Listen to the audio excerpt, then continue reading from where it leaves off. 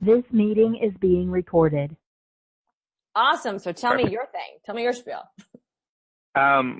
Sure. So I'll go right back from the beginning. So yeah, I started off just buying and selling guitars for fun off of various guitar forums and eBay, Craigslist, etc. I noticed that a lot of older folks would list guitars with very bad pictures. This is around 2011, 2012. Mm-hmm. And yeah, I noticed the pictures they were taking were really bad. This is back when cell phone cameras weren't great. They'd take them indoors with really bad lighting. They'd look really grainy and just terrible. So I'd buy them off of them and literally just go outside, take better pictures or borrow a DSLR from a friend, list them on eBay and sell them for like 30, 40% more sometimes. Wow. Purely because the pictures were better. And then there was also, once you've sold a bit on eBay or whatever, you tend to build up a bit of a reputation and people feel more comfortable buying off of you online. Scaled that up. I mean, obviously it was never meant to be a business, but ended up creating a community kind of based off that, just centered around people who really love guitars, with a guy I met through a guitar forum. We'd never met in person, but we were essentially business partners for a while. And we created a forum / online community that grew fairly substantially to around, I think, 300,000 users within a year or two, just organically without really putting cash into it.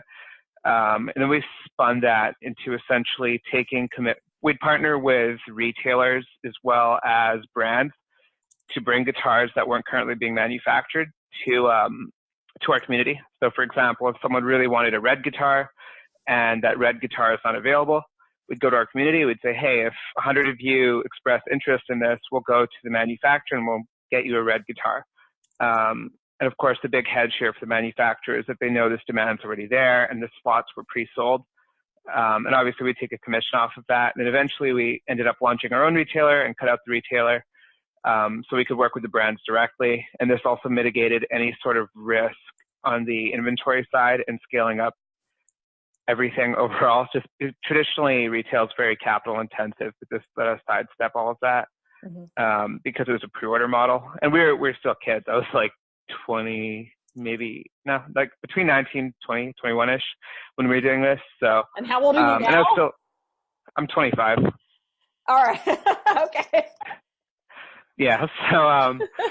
So yeah, we did that. And then kind of concurrently while I was in college, I was launching a few different businesses with a friend of mine.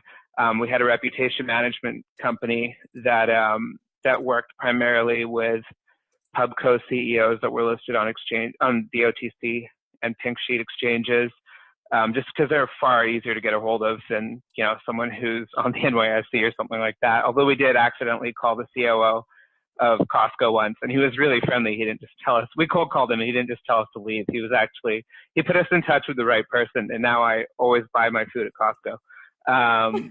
He was super nice. I couldn't believe it. He was ridiculously patient. Like we were just some dumb kids calling him, trying to sell him reputation management services.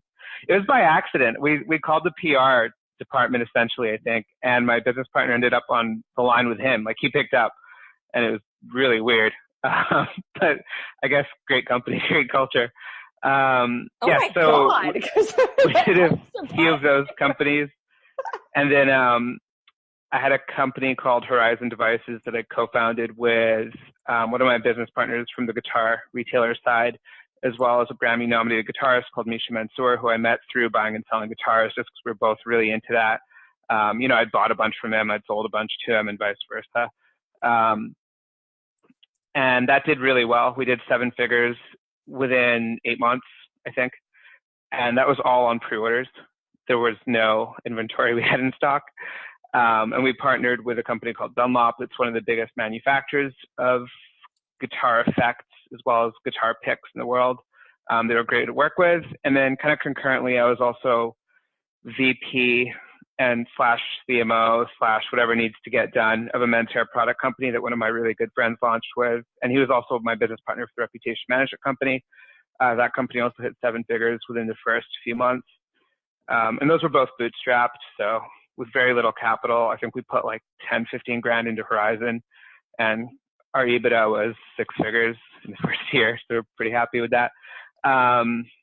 In terms of returns. And then after that, I've kind of transitioned into more of the investment side. with my current partners, who I met through Reddit, actually, of all places. I can kind of dive into that if you want. Well, yeah, I got a couple of questions too. So, one, did Yeah, you absolutely. ever think that you were going to be going out and starting businesses concurrently like this? Or was it just something that you fell into? I definitely fell into it. Like, I didn't think me buying and selling guitars just for fun so I could sample them without having to really pay money for them would lead to the online community, which would lead to the retailer thing. I just kept seeing more and more opportunities that I wanted to exploit. It just seemed so stupid not to do it, because it was a huge win for our community, and it was a huge win for us too. Because our community got the guitars at a discount, and then often they could resell them for more than they paid, which is great because they're part of a limited run. And they were the only ones who knew about them, but they could resell them later if they wanted a profit. So it was kind of cool. It was a really big win-win.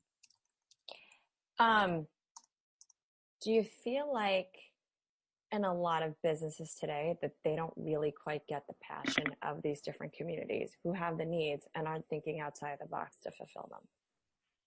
Yeah, I think they've kind of caught on in like the last year and a half, 2 years, especially a lot of the new wave of direct-to-consumer brands. So I was just at a conference where they had like Bonobos, Hubble, etc. Those guys all get it fairly well. I think people have definitely caught on and started to kind of integrate into existing communities, or tried to create their own community and mash that up with a traditional brand. It's becoming more and more popular, I think, especially with the emergence of a lot of communities based on social, or operating on social media, which made it easier than ever to create a community. In the past, you'd have to go out and make an actual online forum, which is a total pain. You had to know how to code. There was a cost involved. But in the last kind of 4 or 5 years, there were Facebook groups that could be created easily, and then you could launch a community off that, or even just a Facebook page, which encourages more two-way dialogue rather than one-way dialogue. Yeah, so I think they're getting better at it. They're still not great, but they're definitely, it's a thing that's on everyone's radar now, more so than ever. What aren't they getting right? I think a lot of it's just a very half-assed approach. So often they'll just kind of, their CMO or someone at the company will just take a look and be like, oh yeah, community, cool. We can totally sell here, and just jump in without offering any value to the community first, or even making sure they're a good fit. So it's kind of jump into advertising and trying to push their own product, when really they should kind of take some time to jump in, learn how the community operates, figure out how they can add value to the community first or concurrently, and then focus on kind of monetizing the relationship later, if that makes sense. So you think they're too focused on the transaction versus the authentic relationship? Yeah, absolutely. And it sounds really millennial, but no, but that's basically this is what I'm trying to get at. Yeah, and that's basically the gist of it. I mean, the place where you see the biggest backlash when companies do this is actually people that buy pay-per-click ads on Reddit is probably the best example. Their community is fairly aggressive about any sort of ads that are even remotely misleading, which is kind of funny. It has a reputation among advertisers for being a place you don't really want to go unless you're absolutely dialed into that community. I